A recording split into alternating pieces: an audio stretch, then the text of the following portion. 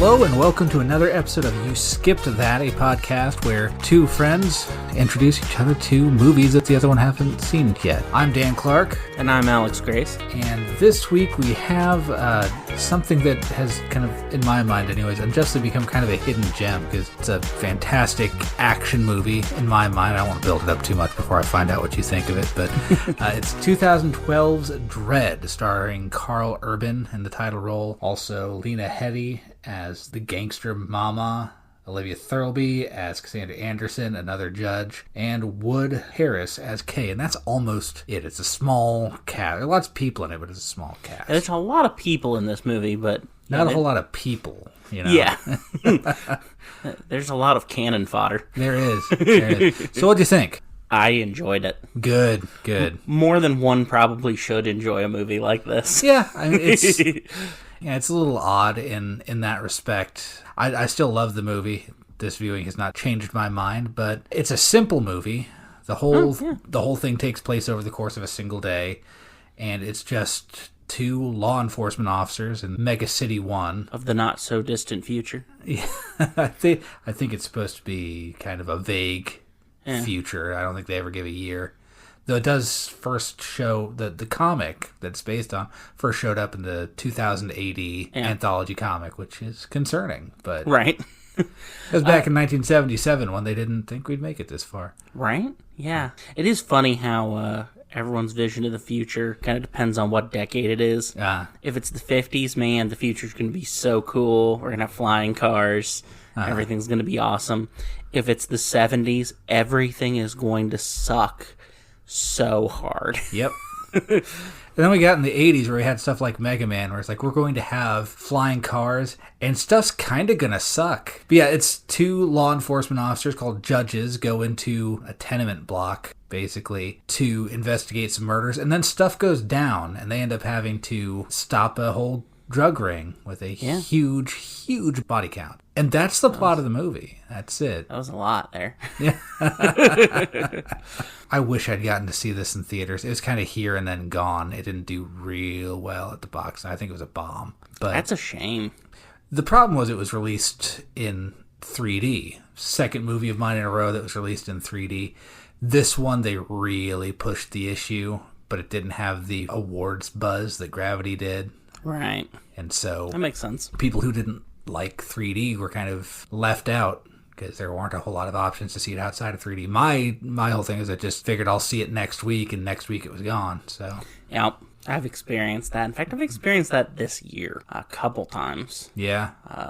Both The Fall Guy and Furiosa. I wanted to see both of those. I saw The Fall Guy. Yeah. That was good. I haven't seen Furiosa yet. Literally both times the week I decided, you know what? Next week I'm going to watch it this weekend. And I checked the showings, and it ended on Wednesday. It was like that classic last day to see it's Wednesday, and I'm like, I can't go. Missed it by that much. I'm going to work night. Being awake for work is overrated.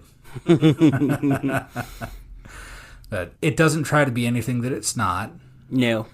It's just an action movie. In fact, I was telling Alex before the movie, I didn't want to tell him too much about it. I didn't want to let him in on too much. But there have been a couple movies where I've said, like, partway through the movie, like 5 minutes in, just, I promise this isn't what the whole movie's like. Lucky Number 11 was like that. I felt like saying it for Chicago, where it's a little more salacious in the beginning than anything else. This one, I said, I promise you, what you see in the first 5 minutes is what you're getting the 90 minutes after that. It does what it says on the tin. So, what were your thoughts on it? I mean, like you said, it is just a absolute roller coaster thrill ride of an action movie. Yeah. From beginning to end. It hits the gas, and then it promptly puts a cinder block on the gas and super glues that sucker down. Yep. In fact, when the movie's over, you're like, that's it. Okay, that's the end, I guess. When was the last time I breathed? Yeah, there's a couple moments like that. Yeah. Karl Urban is fantastic in it. Yes. He's just grouchy judge, probably been doing this for too long. Yeah, he was a lot of fun. I just love the little quippy action movie one-liners. Brought a weird amount of humor to a movie that's otherwise serious as a heart attack. It seemed like he was 100% aware he was in an action movie and was like, yeah, I gotta say the thing. Yeah. Yeah, it has that feel of just kind of, it's macho all the way through, and it leans into it. It does have the feeling of some of the judges, most of the judges that we see, are just kids that always wanted to be tough and be the guy that goes out there and solves everything with a gun in one hand and the other hand balled up in a fist punching some guy. And just, yeah, lots of macho energy here. I'm not going to say that there's no toxic masculinity going on here, but it handles it pretty well. Yeah, the movie seems to acknowledge there's a problem in this world. Yeah. Like, actually, everything's a problem in this world. Everything. Yeah, they pretty quickly, like one of the first lines, they're just talking about, it's the ruins of the old world, and, I mean, what are we going to do? Not fight crime? I mean, come on. Right, we could just sit down and, not do anything, or we could be super rad. He's really good. He's good in everything, though. I love Karl Urban. Like, seriously, underrated. Yeah. I feel like a lot of people have skipped out on Karl Urban. Like, he's, I'm trying to think of his character's name in Lord of the Rings. Éomer. Éomer. Yep. I'm taking your nerd card. It's hand it over. It's those names that are real close. I was like, is he Éomer or Éowyn? Okay, you know what? We need to go back to Lord of the Rings school, because if you knew anything about how those names are structured, no, I'm just kidding. I have no idea what I'm talking about. I will. It's just fun to give you crap. I will point out, I got there in the end. I figured I just had to think for a second. He was Éomer. You got there. I've heard a lot of stuff thrown around about the J.J. Abrams Star Trek movies. Oh, love him in those. Yeah, I've heard a lot of, like, diehard fans go, it's not really, but everyone says Karl Urban as McCoy, perfect. Real deal. He really is. He's the real McCoy. Yeah. Who?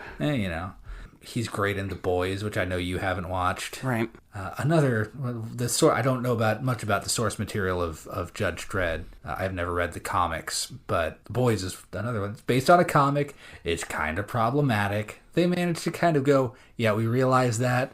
We're poking fun at it. It's okay. Highly recommend The Boys. I don't know if you'd like it or not. I know you've seen clips, but yeah.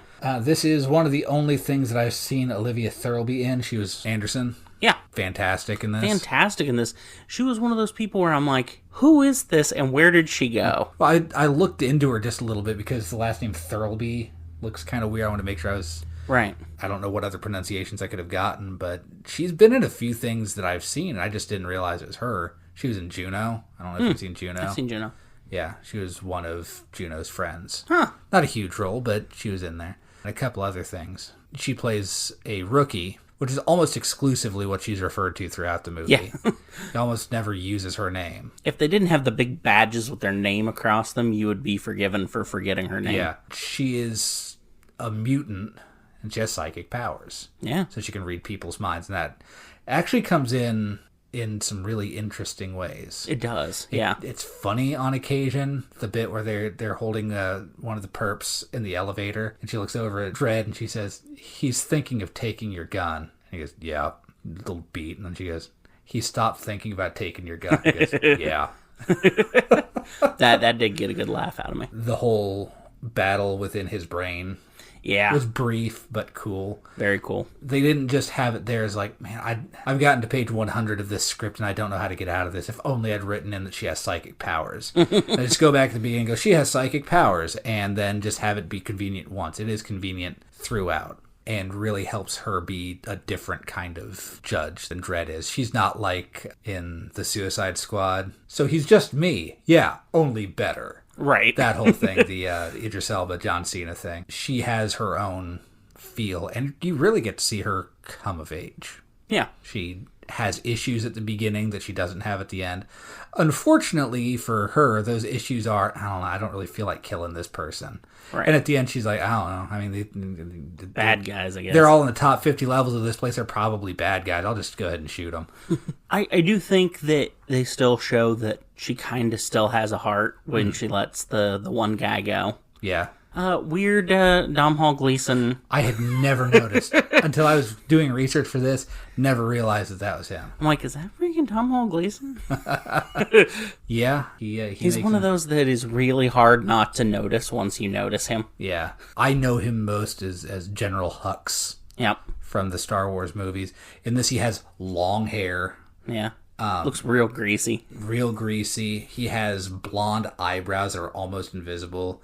His eyes are little cameras. That was cool. Yeah. That was a neat effect. Like iris effect. They're not like big old like camera lenses sticking out. They look like eyes. They just have like a mechanical iris in them. He's got some growth too. Mm-hmm. It wasn't until I watched it again that I realized you actually see him fairly early in the movie. Yeah. In a very nasty position. But yeah, when we're kind of learning about Mama.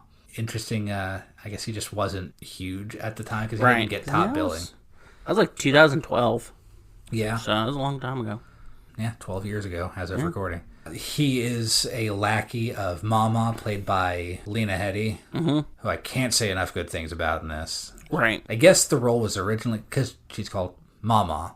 Right. Which is both, like, she plays kind of a motherly figure over this criminal organization, but it's also her name. Yeah, it's like Madeline Madrigal, so Mama, and she's ruthless, and she's terrifying. They say in the beginning, she's ruthless. You don't want to mess with her, and at every opportunity, they reinforce that. It's not like I'm trying to think which Pirates of the Caribbean it was on Stranger Tides, I think, where they had Ian McShane in their Blackbeard, and there's a part that was in all the trailers where he goes, "I'm a very bad man," and they never show it. He's never scary. He's just right. You have to take his word for it. He's one of the pirates that you know the name of, and he says he's bad. That's pretty much it. Yeah, and he's going against Jack Sparrow. You don't really see a whole lot of that badness. With Mama, they say you don't want to mess with this woman, and every opportunity they show you why you don't want to mess with this woman. Yeah, it was supposed to be, since her nickname is Mama, it was supposed to be an older woman. Right. Kind of got that vibe. And then Lena Headey came in and she said, I got a break between seasons of Game of Thrones. I want to do this movie. Let me read for it. And she did. And they went, fine, have it. It's yours. Yeah. Run with it. She looks scuzzy. She's got a big scar on her face that is part of her backstory. It's not just weird scar that we just have to imagine. She's got messed up teeth. She's got weird hair. Yeah. It's not Hollywood bedhead where it's like, oh, look, it's kind of tousled in the right way. It's like stuck your finger in a light socket weird. Yeah. She looks, she runs a narcotics ring, and she looks like someone who has indulged in her own stash. In fact, we actually see her. Yeah, that's how we're introduced to her. Yeah.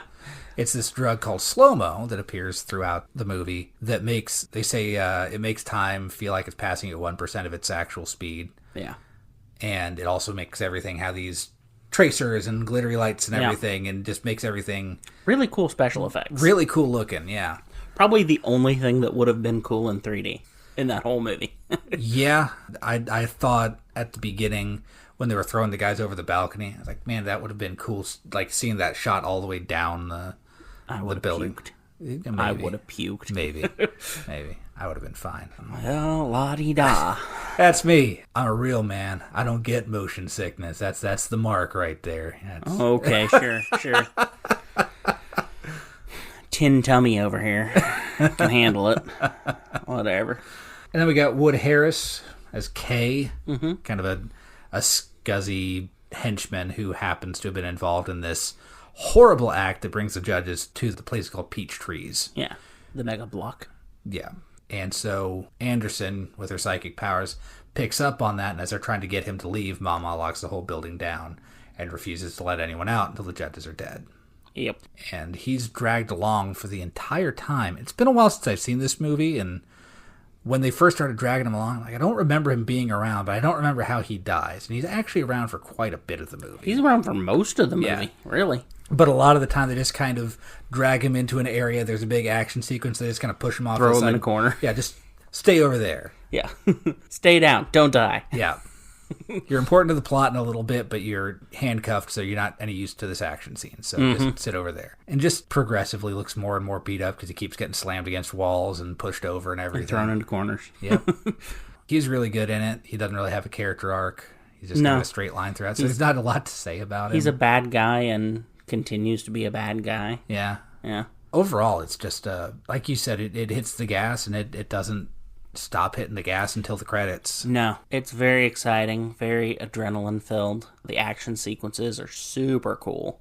Yeah. They shake it up enough. I mean, there are definitely parts where it's just like, we walk around a corner, shoot a bad guy. Mm-hmm. Oh, bad guy shot at us, better hide behind this corner. But then there are parts that are just wild. Yeah, the chain gun sequence. The chain gun sequence was insane. The fight in the drug manufacturing room was pretty crazy. Yeah. That was cool. What feels like it's going to be an action sequence, I won't ruin anything, but it's not a big shootout, is like the final confrontation with Mama. They managed to make that a different sort of confrontation. That was very interesting. It doesn't last long. No. And I love the resolution. Yeah, the solution to it is pretty great. Yeah. And to the credit of the writers, is set up from the very beginning of this situation. Mm-hmm. Like, they lay the groundwork for it real well, and then it's like, and then, of course that works. And then she says to the judges as they're coming up, she's like, I'm a drug lord. Do you really think I didn't have a plan for what happens if the cops showed up? It's like, yeah, that tracks. Because it does feel through the whole thing like, okay, the whole building is 200 stories tall, and it keeps telling what story they're on. Mm-hmm. Like, okay, they're at 100 or 75 or whatever. They only had to get this much further. And it feels like once we hit the goal, once we hit level 200, the movie's over. And you get up there and she's like, yeah, I have a plan. I'm not an idiot. Yeah. I got to be the head of this whole place by having a plan. Right. Like, oh, of course. But we kind of feel throughout the movie like, well, that's the finish line. Yeah, you get to 200, game over. We're getting up there and we're done. He'll shoot her, she'll be gone, and that'll be it. Right. Yeah. And then it ends up being a little more complicated. A little bit more complicated than that. Not much. Yeah. Not much, but enough. Yeah. I guess, having looked through some trivia, I guess Karl Urban was in character for like the entire time on set. Like, he always had that grimace on his face. He just always spoke in the accent because he's Australian, I think. Yes. Yeah.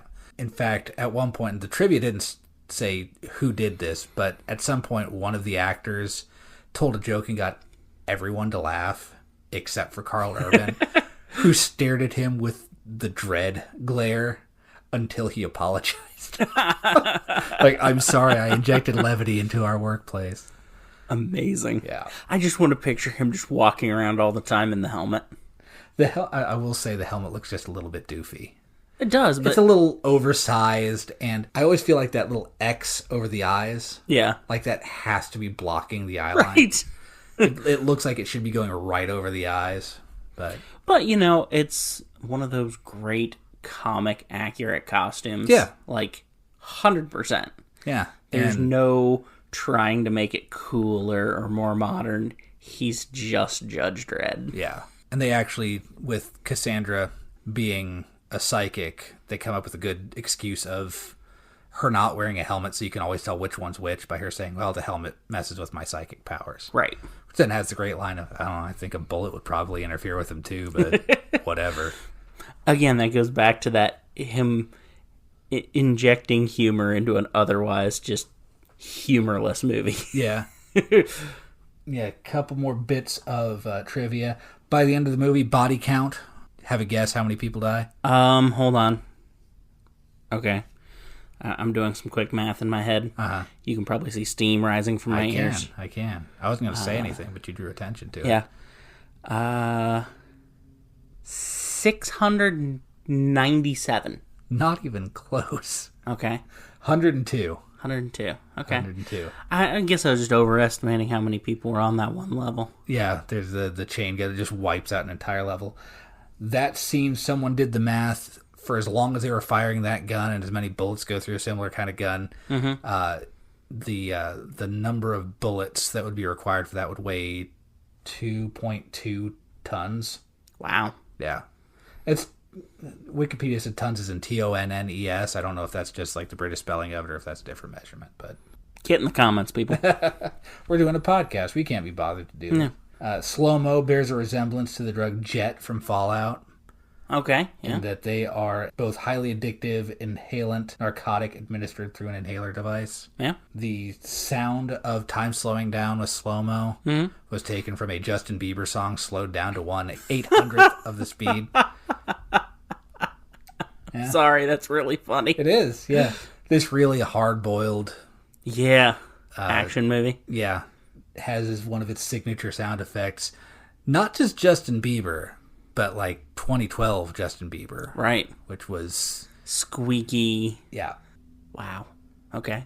No hate to the Justin Bieber fans. Yeah. It's just a weird choice. Just a weird choice, especially from that time period. Yeah. At one point we see some corrupt judges. Right. One of them's name is Lex. Yeah. Which is Latin for law. That's interesting, yeah.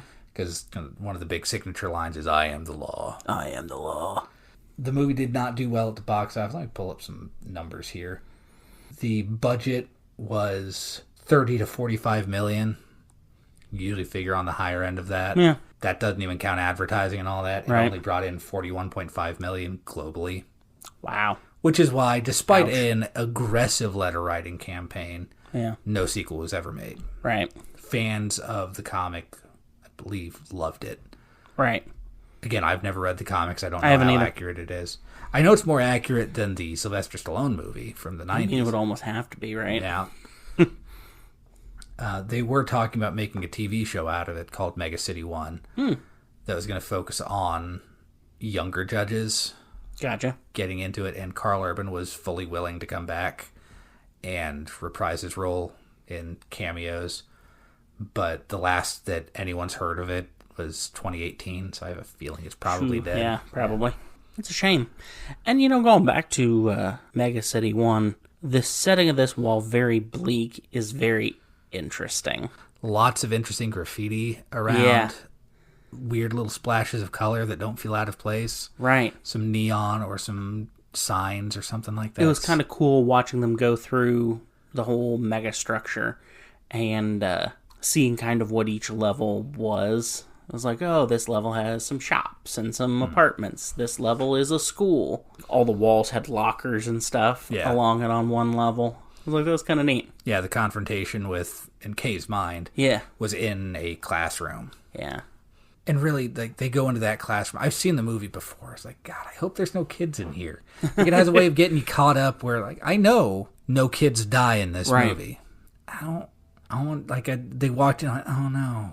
Oh no. That's like the threat that Mama issues at the beginning of the movie is, if I find out that any of you have helped these judges, I will kill you and the next generation of your family. Yeah, that's intense. And then shortly afterwards, they get help from a woman that they don't detain because Anderson says, oh, she has a baby in the next room. Like, I am 99% sure I'm not showing Alex a movie where a baby dies.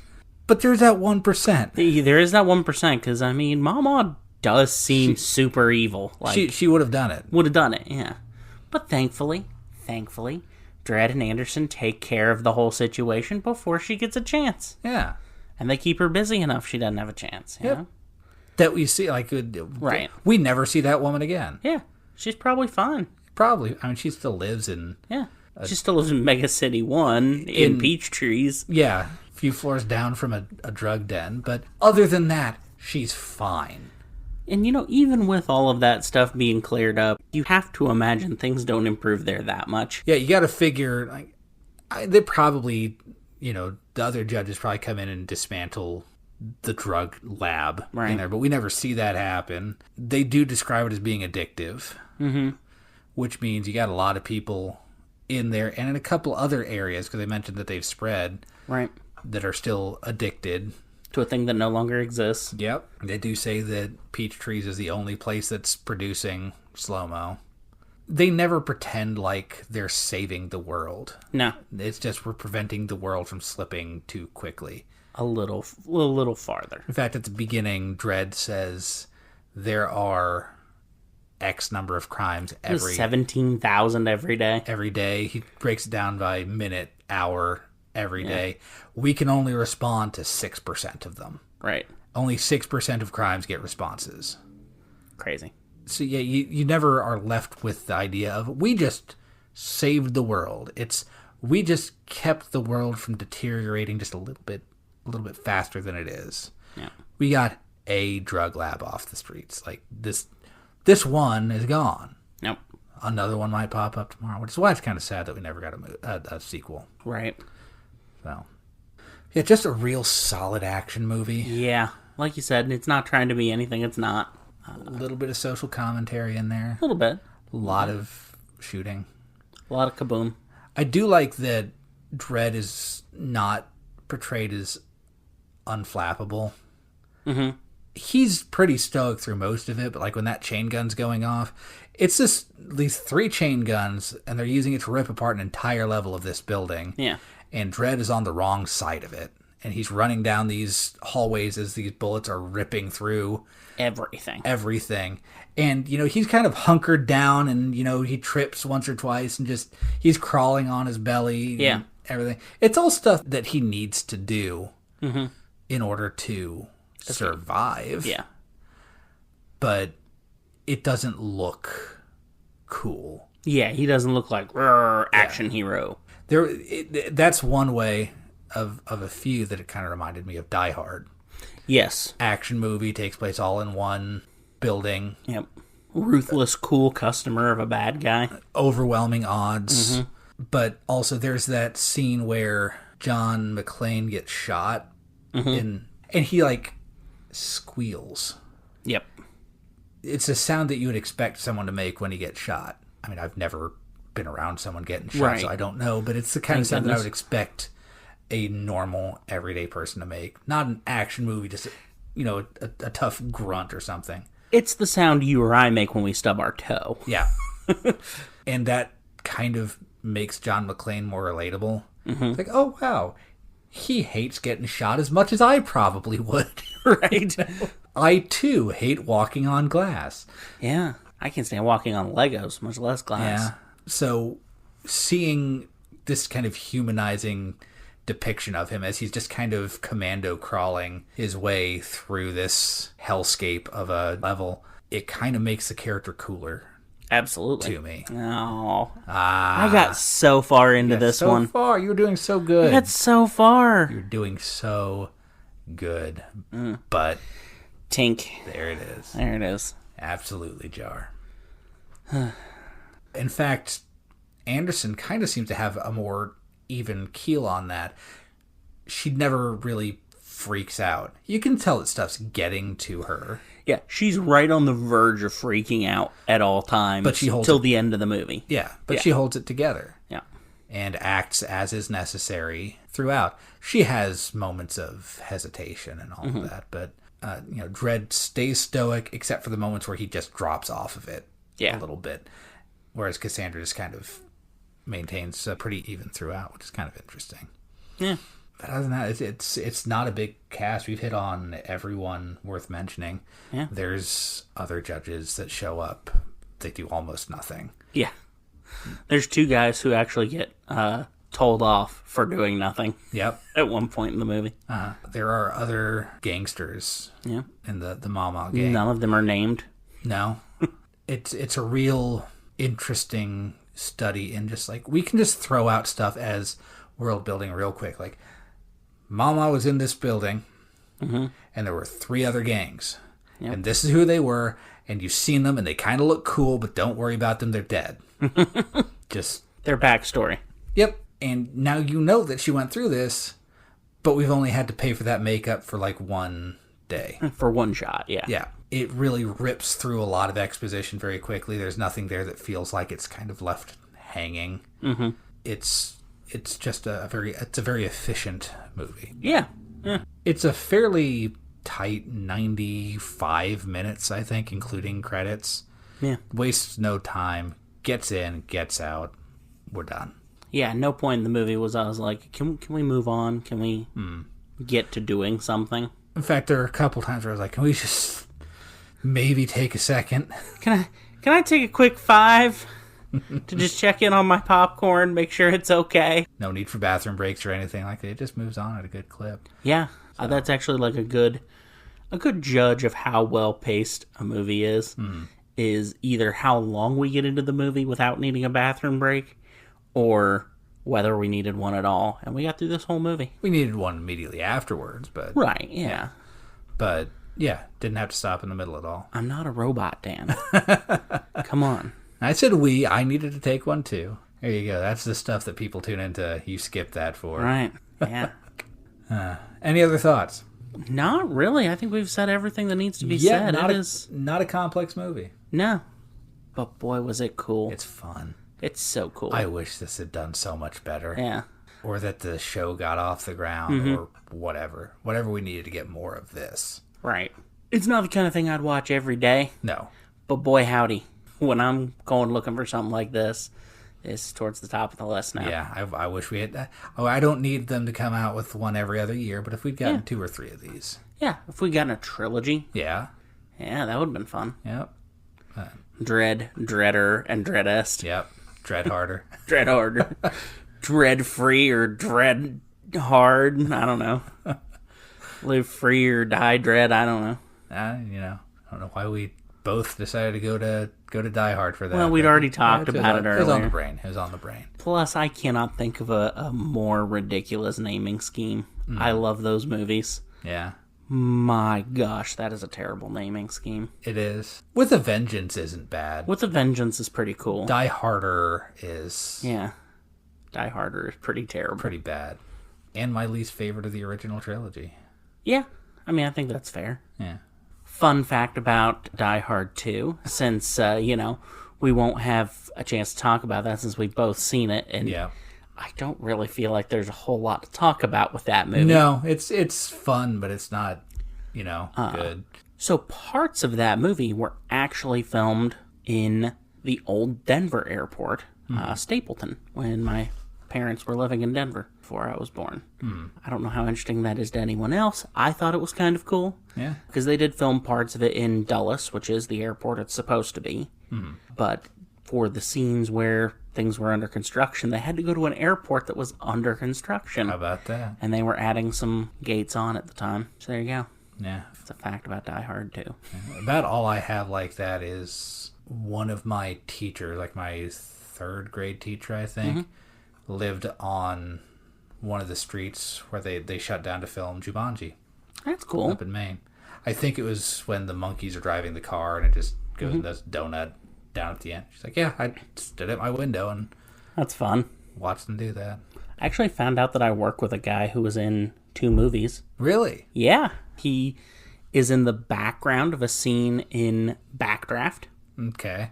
Haven't thought about that movie forever. Right? Well, and the funny part is like both of these movies I'm going to mention wouldn't be on the show because I'm pretty sure we've both seen both of them. I don't think I've ever seen all of Backdraft. You haven't seen Backdraft, huh? Not all of it. I've seen parts of it. like you said, not one we need to talk about, but... We'll save that for like 2-3 years down the line when we're scraping the bottom of the barrel. When you see Backdraft on the show, you know where we've reached. But yeah, he was working at a Greyhound bus terminal as a bus driver, obviously. Okay. Yeah. And could have been like the ticket guy or something. They asked him if he wanted to be in the background of a scene, and he's just leaning up against a wall. But the more interesting one is he is actually in a fairly popular sports movie. Okay.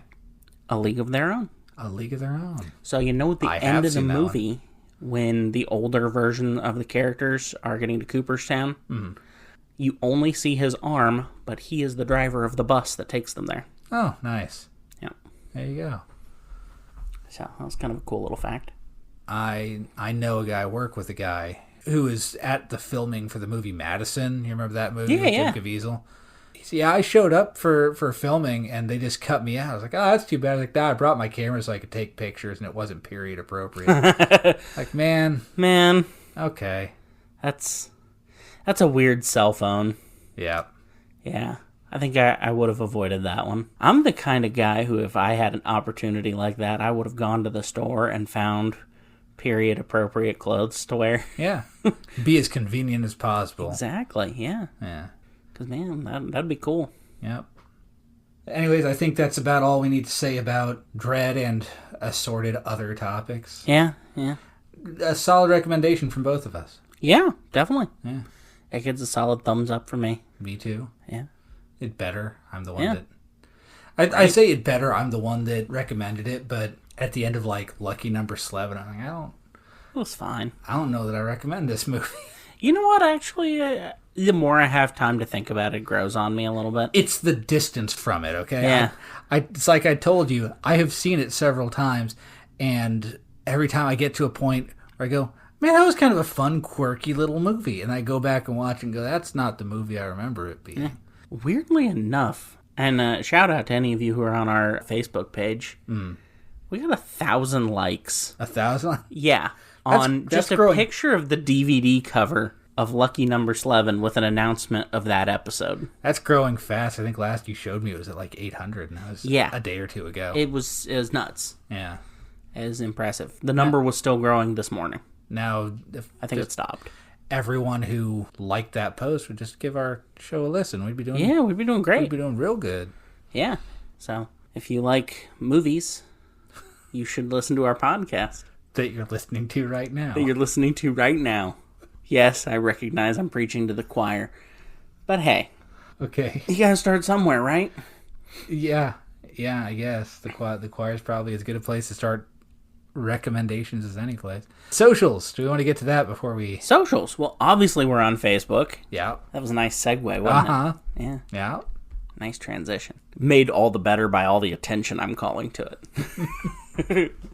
We are also on Instagram and Threads at You Skipped That, as well as TikTok at You Skipped That. I really don't think we're going to be on X. Okay. I have not posted a single thing there yet. Huh. Threads is just X, but better.